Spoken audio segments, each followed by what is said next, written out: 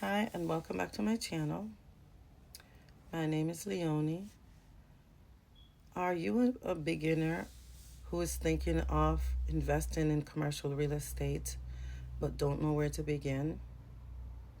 Do you find commercial real estate confusing and intimidating?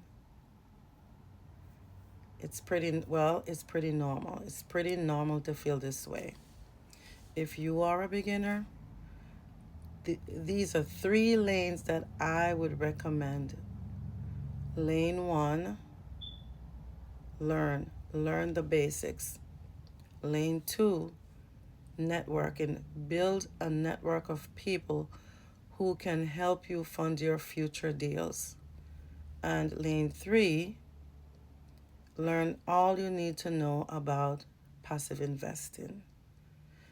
If you are a beginner and you're in lane one, that's exactly where you need to be right now.